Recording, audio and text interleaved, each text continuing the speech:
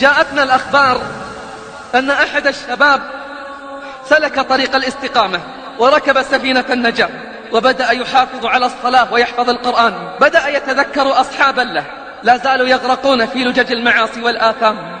زارهم وليته لم يفعل.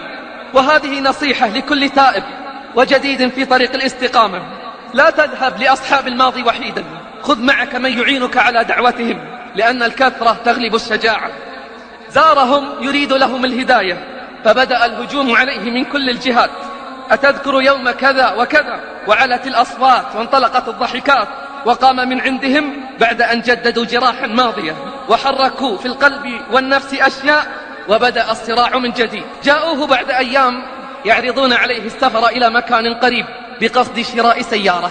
قالوا له: نريد من يذكرنا بالله ويؤمنا في الصلاة ويعلمنا الجمع والقصر. فزينت له نفسه السفر وانطلق معهم، وليته لم يفعل. اتفقوا مع بغي زانية فاجرة، الله أكبر، يدفعون أموالهم ليصدوا عن سبيل الله. أدخلوها عليه ومعها خمر وشريط غناء حتى تكون الليلة حمراء، ولا زالت به حتى سقته كأسا من خمر، ثم ثانية، ثم ثالثة، ثم وقع المحظور وانهدم في لحظات. بنيان لطالما تعب حتى بناه. نام في فراشه عاريا مخمورا والعياذ بالله. تبا لهم ولأمثالهم. دخلوا عليه ضاحكين شامتين وهو مغطى في فراشه. أيقظوه: فلان فلان، فلم يجبهم، فكرروا النداء: فلان فلان، فلم يجبهم. حركوه قلبوه في فراشه فلم يستيقظ.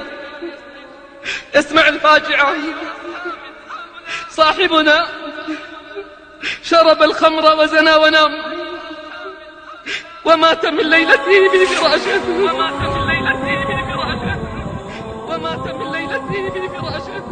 أي أصحاب هؤلاء؟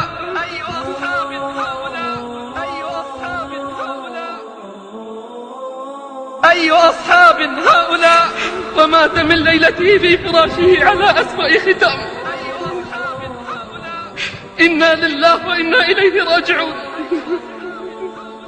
يا الله يا الله، أي أصحاب هؤلاء؟ أي أصحاب هؤلاء؟ ويوم يعض الظالم على يديه، ويوم يعض الظالم على يديه يقول يا ليتني اتخذت مع الرسول سبيلا. يا ويلتى ليتني لم أتخذ فلانا خليلا. يا ويلتى ليتني لم أتخذ فلانا خليلا. لقد أضلني عن الذكر بعد إذ جاءني